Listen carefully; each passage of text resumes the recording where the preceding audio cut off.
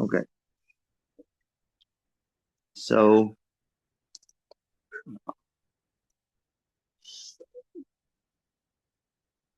let's just go back to the two dots. So we're on Ayin Dal Lamed Aleph. Just start right at the two dots. We did a little of this yesterday, but these we just start right from the beginning. So the Mishnah said, Ben Shmonachai, if you found a live fetus inside the mother after you slaughtered the mother, if the baby was in the 8th month, say an 8-month baby in the 8th month is not viable, and therefore even though you slaughtered it, it does not purify it from being vela, because it's sort of considered a species unto itself, and an 8-month baby is never viable, so it never has this time that shechita will make it permitted to eat, and therefore it will not remove the tumah of nevela from it as well. That's what the Mishnah said. And we're asked, it says in the Brisa, Ben Shmonachai, that after that time when they responded, a living 8-month baby, Yochiach will prove the other direction. Even though theoretically there's shechita with a baby with this, nevertheless, ain't shechita mataraso. The shechita does not purify it. So it says it has in its species, it has shechita. Our Mishnah says there is not shechita in its species. And here you say, no, here's an example that even though it can be shechted, its species has shechita, but it doesn't help. So it comes to undermine it. Here's the other direction. The Tana Didan, our Tana of our Mishnah said, no, it does not have in its species shechita, therefore there's not a problem here. What does that mean? Meaning, question is an 8-month baby considered its own species? Oh, because of the... An 8-month baby is not viable.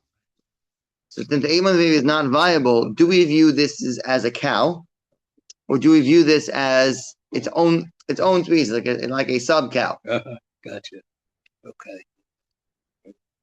So Tana Didan, our Tana said there's not in the species shechita, meaning the ime lo parech, does not derive from the species of its mother, meaning even though, you can slaughter it based on the mother, but in and of itself cannot be slaughtered. Anything like this, and anything like it, it's still called its own category. The Tana of this Brisa says not a good proof.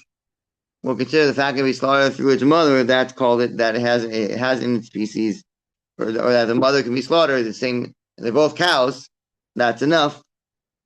Our Mishnah doesn't think that's a problem, but the Tana of the Brisa thinks it is a problem. There's a high Tana, according to this Tana of the Brisa, Parach Treifa, asks a question of Treifa, the Shechita Samatarasa.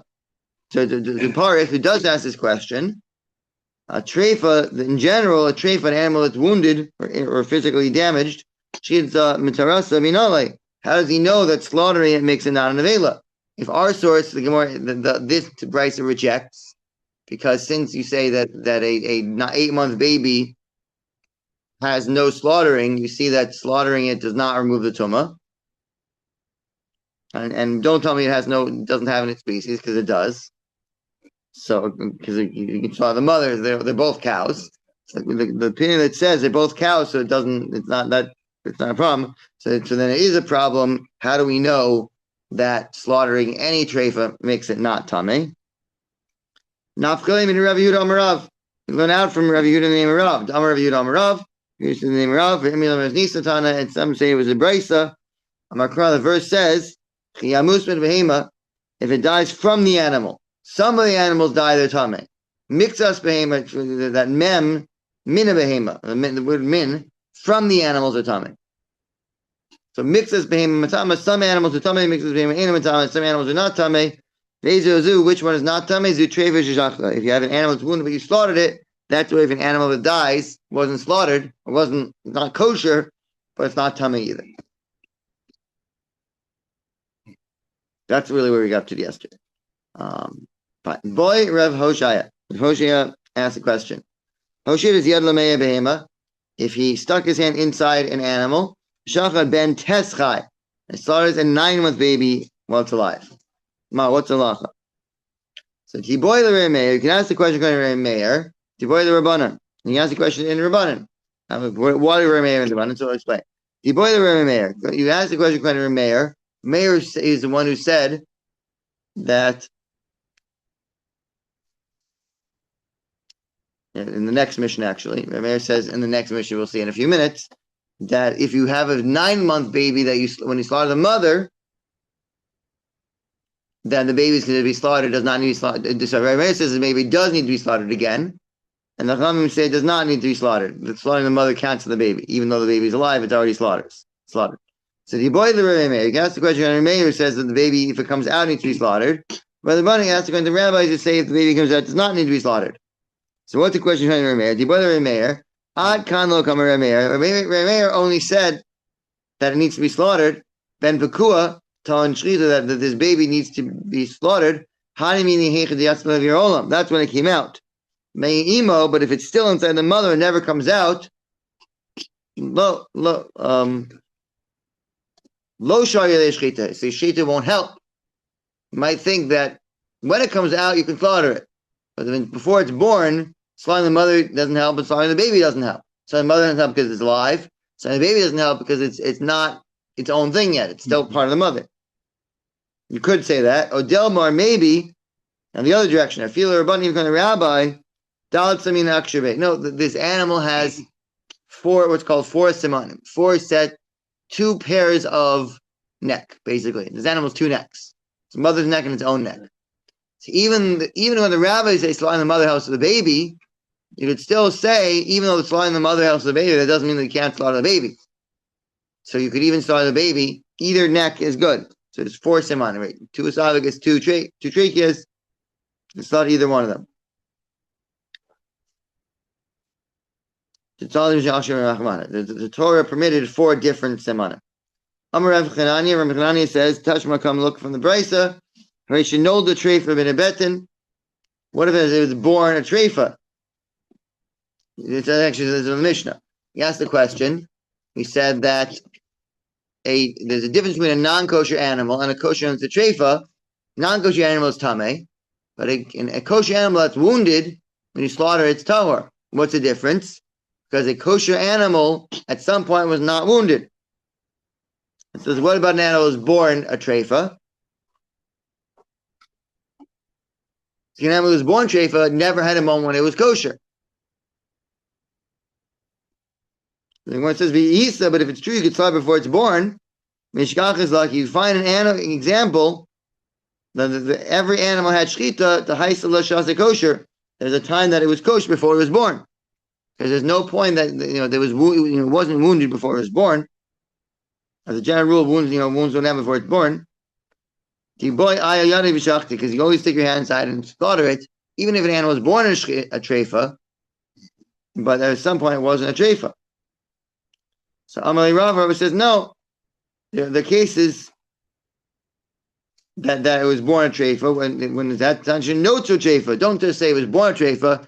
Rather, it's created as a treifa. From the beginning of its creation, it was a treifa. And a betin from the womb. Mashiach is law. What's the example? Balas hey reglaim, and it has 5 legs. So he said earlier, yaser kachasa. Anything extra is like it's missing. So an animal that's missing one of its back legs is not kosher. Mm-hmm. So it means it has an extra leg. It's also not kosher. So you have this animal that's born with 5 legs. And you see that it didn't grow a 5th leg later in life. The moment it was created, it had 5 legs. So this animal was never kosher. There's never a point this animal is kosher, and still it's a cow, and the species of cow has shchita, and therefore slaughtering it makes it not an avela. What is the purpose of slaughtering before? Why would you want to? I don't know. I'm just saying if you did it. If you did it. There are many cases like Gemara wants to know what the law is, even though there's no reason why you would ever do that. And there are some pretty wild cases. Anyway, there's some pretty really stupid cases that Gemara asks, what the halacha in these cases. Why would you do that? Okay, sometimes the Gemara gives a reason why, and sometimes it just if. Okay. Next Mishnah, which we already discussed several times, but now we're actually getting to it. Hashokin es behema. Someone slaughters an animal. Umatzaba ben shmona chai. Finds an 8-month baby living in it. O mace, or an 8-month baby is dead. O ben tisha mace, or a 9-month baby that's already dead. Then koro, you can rip it open. O motzi es damo, and take the blood out. It's kosher. It's been slaughtered already. According to everybody, since the 8-month baby can't live, then everybody agrees it's been slaughtered already. And anything that's dead for sure has been slaughtered already. But you still need to remove the blood. Matzah ben tisha chai. Find a 9-month living baby in it. That's comes out still alive. Talon shchita. It requires slaughtering. The chai ba'osov es beno. And there's a prohibition on it on slaughtering the mother and the baby in the same day. So this is considered its own independent entity. It's still its own life force. And therefore, if you slaughter it today, it would be a problem because you just slaughtered the mother. So you can't slaughter it today. Give it Rameir, Kran Rameir. The whole time, the 9-month baby is completely independent. They just say, no, Shchitas ima mataraso. Slaughtering the mother purifies it, and there's no prohibition on the baby itself. You don't need to slaughter it. Shimon Zazuri says, even if his animal is 5 years old and plowing the field, the slaughtering the mother has purified it. Doesn't matter how old it is, you never need to slaughter it. Karo, you still need to rip it open. So you rip the mother open. That's about 10 teschai. You found a living 9-month baby. So if you rip the mother open, you didn't slaughter the mother, you ripped the mother open and found a living 9-month baby, Evan agrees there, Tan Shchita requires slaughtering, Shalom Nishchata Imo, because the mother was never slaughtered, can't say the slaughtering, can't say the death of the mother helped the baby, the mother was never slaughtered, so the baby for sure needs slaughtering at a later date. It's only when you slaughter the mother kosher way, that's when we can talk that the baby does not need to be slaughtered again, according to his last two opinions. Okay, the Gemara says, Amar Rabbi Elazar, Amar Rabbi Oshaya. Elazar says that Rabbi Oshaya says, Lo hilchu ba ela al iskei shchit revad. The only halacha that relates to this baby is about slaughtering it. I mean, in terms of slaughtering, this baby is slaughtered. But for other halachas, we don't say this baby is part of the mother. To exclude what? What halacha are we saying that is not considered to be part of the mother? Nemuti chelbo, to exclude its fat, that its fat is still called fat. Vagito and the Gita Nasha. Those are still considered to be their own thing. It's not considered part of the mother. It's its own thing. So chelbo, what fat are we talking about? We're talking about the fat of an amniotic sac, meaning a baby that's underdeveloped. That there's a machlokas about. Tanya, it says Gita Nasha noeg b'shlil, that the Gita Nasha, the sciatic nerve, applies by an amniotic sac. Chabo Asr, and its fat is forbidden. Give it Rameir, Kran Rameir. Yehuda says Eno noeg b'shlil does not apply to an amniotic sac, to a fetus. The Chabo mutter, and its fat is permitted. It's not called fat. So you can't say that this malachok is only about slaughtering. It does not apply to this animal inside. The argument of a living 9-month baby. And he's going to his own opinion. Yehuda follows his own opinion. So he can't be talking about the fat of the animal because they're exactly arguing. Same machlokas they have it when it's alive. You have the same machlokas also by an amniotic sac. Ella rather chelbo degid. It's the fat about the fat of the sciatic nerve itself. Miflik pliki, that they also argue about. So maybe we're not talking about the baby that was slaughtered in general. We're talking about specifically we're not talking about the baby that was slaughtered inside the mother. We're talking about are the fats of the Gita Nasha forbidden? The Gita Nasha is the nerve. Question: are the fats that surround that nerve, are they forbidden or not? Maybe that's what they argue about. But we know that's not what they argue about. They argue about. I mean, that maybe that's what maybe that's what Elazar says and Rishia says that they don't argue about. They're only arguing about slaughtering. They're not arguing about these fats of the Gita Nasha. That's not true either. Miflag pligi, they do argue about the fat of the Gita Nasha. Tani says in the Brisa, Gita Nasha comes to Gita Nasha. Mechati acharav b'kol makam shu. to go digging after it everywhere it is. And root out the fats from the base. And get everything, get every little bit of it. Rabbi Yehuda says, no, go home in Mashofi. Just just reduce it in the majority of it. You don't have to go rooting after it and get all the fat. So what exactly is Rabbi Elazar and the name of Rabbi Yehuda talking about? He says, no, there's no way to make it work. We have to change it. It doesn't make any sense. Ela rather Yitmar, if it was said Hachimar, this is the way Rabbi Elazar said in the name of Rabbi Yoshia. Amar Rabbi Elazar, Amar Rabbi Yoshia, in the name of Rabbi Yoshia. Lo hilchu bo ela l'skechila bava. The only thing we're talking about is about eating this animal. I mean, to say this animal is not an animal, is slaughtered already, that only comes to matters of eating it. When it comes to eating it, this animal is considered to be dead, and you're permitted to eat it without slaughtering it. However, for other halachic purposes, which we'll describe shortly, it's not considered to be dead. Only when it comes to eating it, it's considered dead. But for other purposes, it's a living animal. Now, what else does it matter if an animal's living? A rovo, if someone has bestiality with it. Or plowing with it. There's a prohibition against plowing with two different species. If someone has a cow that was slaughtered inside the mother and a goat that was slaughtered inside its mother, we don't say these animals are dead and then there's no prohibition against plowing with them. So no, this is a cow, this is a sheep. You cannot plow with a sheep and a cow together, an ox and a donkey together. Right? You can't plow with different species. So in terms of this animal being considered to be slaughtered, there's no prohibition against plowing with two different species of dead animal. So if you say this animal is considered dead for all halachas, you could plow with it with a different species, it's not a problem. Same thing, bestiality is not a Torah prohibition, at least not a death penalty prohibition on a dead animal. If you say this animal is dead, then bestiality should not be a death penalty prohibition. So no, only when it comes to eating it, the animal is considered dead. For all other intents and purposes, the animal that's alive is alive. We don't say it's halachically dead for every halacha, only for halachas you can eat it, not for other halachas. Did I lose you? Mm-hmm. Yeah? Yeah. Okay, so I think I got lost in paragraph before. Right. I didn't understand the chela okay. digging, going for that. Was it for the mother or for the baby? Talking about talking about in general. Okay. So Rabbi Elazar and Rabbi Yoshia say that this halacha of slaughtering the mother applies to the baby only when it comes to the slaughtering, not for other halachas. To say that the baby is slaughtered already, that's true, but other halachas, slaughtering the mother does not help the baby. Now you say, what is it talking about? You're talking about right, to exclude what? To exclude the fats.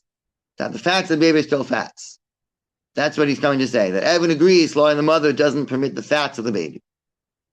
He says it's not true. We have a clear brisa where they argue about the fat of the baby. This fat, when you slaughter the mother and there's baby inside, the fats of the baby is still called fat according to Rameir. Rabbis will say no, the fats are permitted. Rameir will argue and say that the fats are prohibited. You see the fact that rabbis say it's permitted, that the slaughtering of the mother permits the baby the fat as well. You can't say that the slaughtering only counts for slaughtering, but not for other halachas, because it does permit the fat of the baby. The fat of the baby is not called fat. Since the baby is part of the mother, it's not the mother's fat. See, the baby has its own fat, but we don't care about that because the baby is just part of the mother. It's like if someone has, a blob of fat on his kneecap. Right? A flat in the kneecap is not chalif. So the baby is the mother's kneecap. It's another entity. It's not another entity. Huh? It's not the other entity. According to Rabbi Yehuda, it's not another entity. Oh. The baby is just part of the mother. Slaughter the mother, the slaughter of the mother counts to the baby, and therefore the baby is just a piece of the mother. So the baby is a piece of the mother. Any fat in the baby is not the mother's fat. It's not rather it's the mother's fat, but it's not the mother's forbidden fat. Right? There's only fats, or the fats around this, around the abdomen. Mm-hmm. This fat is not in the abdomen of the mother, so it's not prohibited because the baby is part of the mother. These fats are in the abdomen and not in the abdomen of the mother. Same thing, the ginash is in the leg. The sciatic nerve is in the leg. Right. The sciatic nerve of this baby is not in the mother's leg. Since the baby is part of the mother, then the sciatic nerve is permitted because it's not in the mother's leg, according to Rabbi Yehuda. Meir holds slaughtering the mother doesn't help the baby for anything. So this statement is said in the name of Eloshaya doesn't make sense because the prohibition of fat does apply to they are arguing about that. The helping of the slaughtering the mother does count for the fat and the ginash of the baby. So he's saying that the slaughtering the mother only applies with regard to slaughter, but not for the halachas. Just not true because it applies by fat and by ginash. Maybe today we're talking about the fat of the ginash, and that slaughtering the mother does not for that, or slaughtering in general doesn't count for that. So no, they argue about that too. And generally argue, Amir says you don't need to root after the ginash, and the rabbis say you do need to root after it.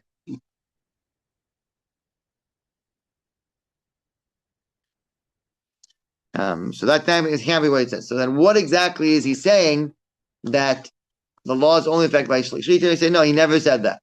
What he's saying is the only thing that slaughtering the mother helps for is regards to prohibitions involving eating. In terms of eating the baby is part of the mother. When it comes to all halachas of eating, Rabbi Yehuda says the baby is considered a part of the mother, so you can eat without slaughtering it. The fat is permitted. The ginash is permitted. Because it's just considered part of the mother. It's not the mother's forbidden fat, it's not the mother's leg, so everything's permitted. So you get a nice cut of meat that way. Yeah. Right. You could get otherwise. True. Yeah. So what is the limitation? It's only with regards to eating this animal, they say this animal slaughtered. But for other halachas, this animal is not considered slaughtered. And what other halachas matter? Bestiality. If someone has relations with an animal, that's a death penalty offense. Someone has relations with a dead animal, that's still going to be a prohibition. It's sheikhus avotala for sure. It's having relations without even a theoretical ability to have children. In a way that right. It's still a prohibition, but it's not a death penalty offense. So if you say this animal that we slaughtered the mother, the animal is considered dead, then bestiality should not be a capital crime on this animal. I'm saying it's not true. Even though this animal is luckily dead, that's only with regards to eating the animal. And it's permitted to be eaten without slaughtering it. But for all other intents and purposes, the animal's alive, and bestiality with it would be a capital offense. Similarly, there's a prohibition against plowing with two different species. So if you say this animal's dead, there's no prohibition against hooking two dead animals up to the yoke and different species of animal. No prohibition there. If you have zombie animals, you can plow with, apparently. A zombie goat, zombie cow, you can plow with them, no problem. They're dead. It's, not a problem. But this animal, even though it's luckily dead, when he slaughtered the mother, nevertheless, with regard to the laws of plowing, it's not luckily dead. He plow with a different species, it would be a prohibition, and he would be liable for lashes for plowing with two different species at the same time. Even though it's dead, it's not dead, it's still alive enough to plow. When it comes to plowing, it's fully alive.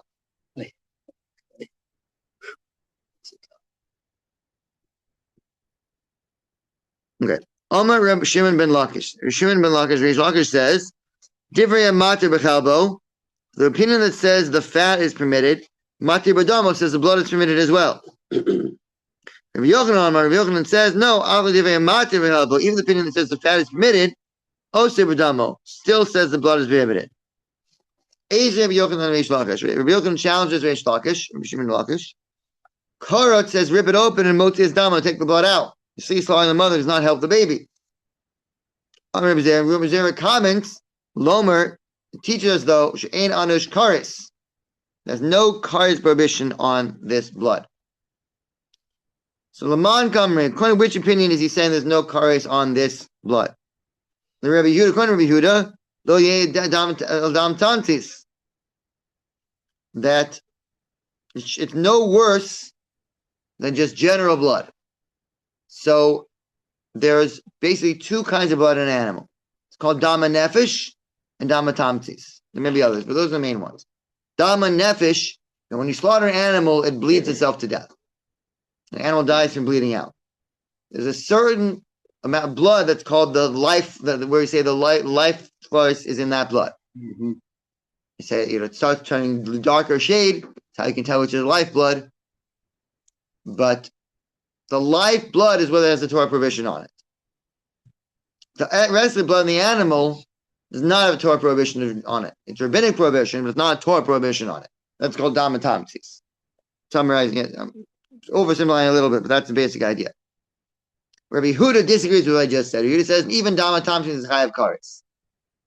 So you have this baby inside the mother, even though Rabbi Yehuda says this baby is considered to be slaughtered, but unlike fat that has a specific location, blood does not have a specific location.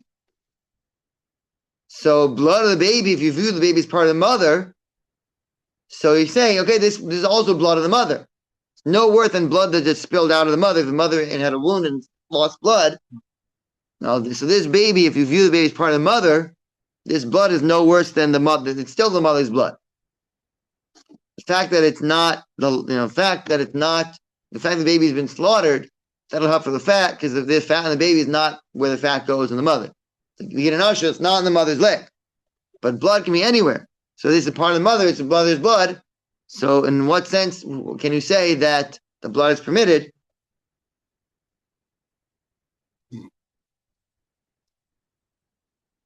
So Tani Dama Tamsi Basara, the first reading says the blood that comes out by other than the death of the life blood is a negative commandment, but not a kares. It says no, it's a full prohibition of blood, it's kares. So what case are we talking about? What opinion are we talking about when this brisa says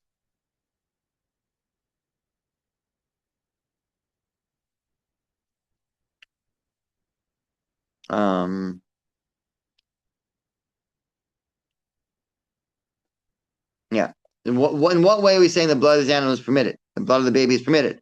How is it any worse than blood of the mother's elbow or foot? Blood anywhere in the mother is prohibited. So why would the blood of this baby be permitted? Is what Reish Lakish is saying. The blood of the baby is permitted. Why would the blood of the baby be permitted? It's just blood of the mother. So the mother's blood anywhere is prohibited, even if it comes out. So the blood of this baby is no better than the blood of the mother. The time of Yehuda explained it. Bereda Rav, the son of Rav, explained it. You said Bereda Rav saw Chasida. The son of Rav saw the righteous. Kamei Rav Papa, in front of Rav Papa. Isle Rabbi Yehuda holds dam v'chol dam, blood and all the blood. What is the significance to that in our context? Kol heicha, any case mechayev adam nefesh that you're liable on the blood of the soul, mechayev adam tamsis, you're liable on the rest of the blood as well. Kol heicha de lo mechayev adam nefesh, any place you're not liable on the blood of the soul. For example, this animal that's alive and well but it's still slaughtered, so there's no blood of the soul that's come out, so you're not going to be liable on the blood of the soul. In such a case, lo mechayev adam tamsis, would not be liable for the blood that spills from it as well. Meaning, when you slaughter an animal, at some point the life force comes out. Whichever blood it happens to be where the life force comes out, that's the blood that's the Torah prohibition. Other blood, Rabbi Yehuda says, is also Torah prohibition, and the rabbis say it's not the same. It's not the same level of Torah prohibition. How do you know? It's a darker shade. Okay, you show. The blood, yeah. The color of the blood changes when it's a life force in it. The color changes. One other question. Yeah, I always keep wanting to ask. The 8th month seems to be not viable for right. I don't. That just seems to be a constant thing. It's a preemie, and you say it's a preemie is not viable. Yeah, but if the 7th month. 7th month, at least for a human being, is viable, yeah. But not 8th. Basically, for a human being, at least, they say there are 2 different time frames. Some babies will be fully finished in 7 months. Okay. Some babies take 9 months. So it's not that a 7th month is better than 8th month. It's that if it was going to be done by the 8th month, it would have been done by the 7th month already. And some babies they're ready in the 7th month. Mm-hmm. They only need really even 6 months and 2 days. But if a baby is not ready at 6 months, sometime in the 7th month, it's not ready by the end of the 7th month, he's not getting ready for at least another month. There's no in between. Now today, right, it's different, but I did some looking up, by the way. The gestation period for a cow is 9 months and 10 days. Got it. Okay, so close enough. Now, do you know how they calculate that? Do they calculate the same way they calculated the humans 9 months? Because human 9 months is not a clue. okay. The human is considered 40 weeks, but the pregnancy only starts at week 3. So it's really only 38 weeks. Oh. And just that, because most women don't know the moment they became pregnant. They start counting from there. So they count from the beginning of the cycle, which is roughly 2 weeks before the actual pregnancy. So when we say a woman's pregnant 48 weeks, it's really 38. They don't know when the 38 start. They know when the 40 start. They calculate from the beginning of the 40, which is the beginning of the menstrual cycle, even though there's no baby. So they're actually only pregnant for 38 weeks, even though the pregnancy is 40 weeks. They start counting 2 weeks before the baby's conceived. So I wonder if the 9 months and 10 days, which is equivalent to a woman, is 40 weeks is basically 9 months and 10 days. Yeah. But that's because you're counting 2 extra weeks. So I would guess it has to do with when the bull comes to visit, but who knows? Yeah, I don't know. Maybe there's more data about cows than about people. I don't know. Okay. Fine. So anyway, so we're saying is that why should Rabbi Yehuda, why should he permit the blood of the baby? If I understand permitting the fat of the baby, because if the baby is part of the mother's fat's prohibited, we know where to find that. It's near the stomach. The fat inside the baby is not near the mother's stomach. So that's why the fat is permitted. But the blood of the mother is prohibited anywhere in her body. So you say that the baby is another limb of the mother's body, it's still blood in the mother's body. So why would Rabbi Yehuda say, why would Reish Lakish say in Rabbi Yehuda, the blood is permitted? And so we answered that, what was his name? Rav Yosef Bereda Rav Salah Chasidus said in front of Rav Papa that Rabbi Yehuda says any place where there is lifeblood, the rest of the blood is prohibited. Any place where the lifeblood itself is not prohibited, then the rest of the blood is not prohibited. So this baby, it was never slaughtered, so its lifeblood is not prohibited. And therefore, the rest of its blood is also not prohibited. Its blood is not prohibited, since there is no lifeblood here, so to speak. So all the blood is permitted. It's not considered part of the mother.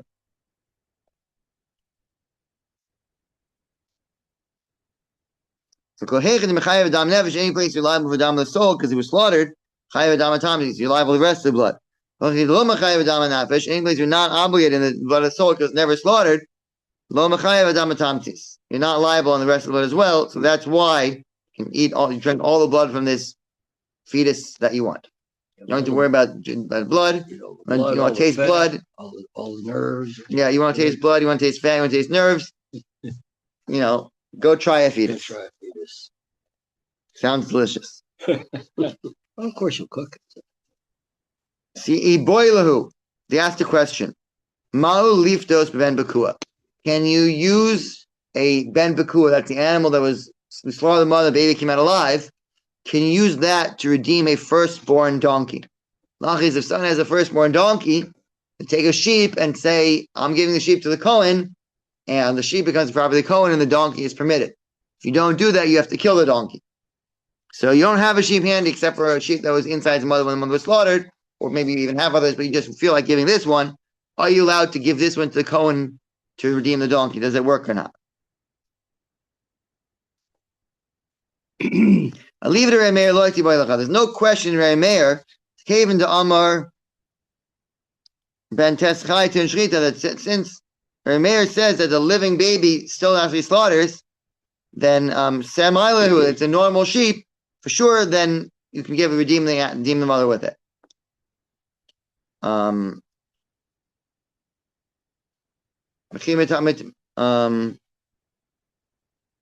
Kiti Boilach, we have a question is leave it to Rabbanan, according to rabbis. Tell me, you said Shlitas Ima Tarasa, that slaughtering the mother counts for slaughtering it. What's the lacha about redeeming with it? Since it's slaughtering the mother is purified it. It's like meat in a pot. It's not a sheep anymore, it's meat in a pot. It says meat in the pot, you can't redeem a donkey with meat in a pot. Even if it's a whole animal worth of meat, you can't redeem a donkey with it. This animal walking around alive is meat in a pot. Or Dilma maybe came to Ra'id v'azol, since it runs and goes, Rahit and runs. Vasi runs and goes, runs and comes. Second, anyway, still call her a sheep, and you can redeem with a sheep.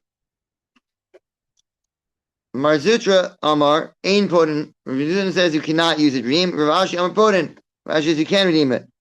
Amar Le Rav Ashi Le Marzutra. Rav Ashi says to Rav Zutra, my daitek. What's your reason you say you can't use it? The Gamra, you learn out Sas and Pesachim. You learn out a sheep from Karm Pesach. That only something that's a sheep, only something that's a sheep with regard to Karm Pesach is called a sheep. This animal can't use the carbon. You can't use the carbon. You can't use it. Then it's not called a sheep for redeeming. So no, that logic is no good. Imalahalan ben Zachar Tamim ben Shana has to be male, unblemished, and in its first year. Avkan Zachar Tamim ben Shana. If you learn out from Karm Pesach, then the animal redeemed with should also have to be male, unblemished, and in its first year, and that's not true.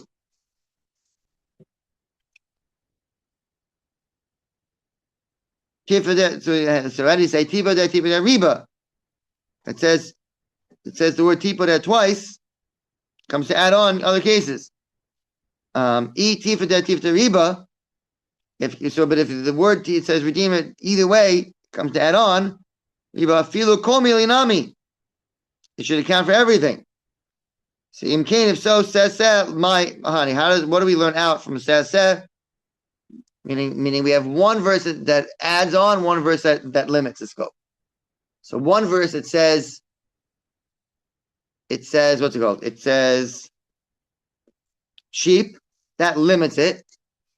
It says that only something that's like a Karm Pesach, and the Karm Pesach cannot be something that the mother was slaughtered. On the other hand, the verse that says redeem no matter what. So it comes to tell you can use everything. So in some way we limit it, in some way we add on. We don't say it has to be completely like a Karm Pesach. We don't say, but it has to be at least somewhat like Karm Pesach. So what way does it have to be similar to Karm Pesach? That has to be normal live. It has to be fit to be carbon because it was not slaughtered before it came out.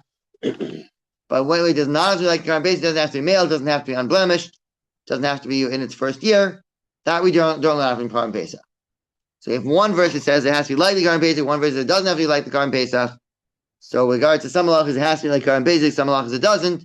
The main thing he's saying is that it cannot be an animal that was considered to be already slaughtered. That will not work for redeeming the mother, according to Marzutra.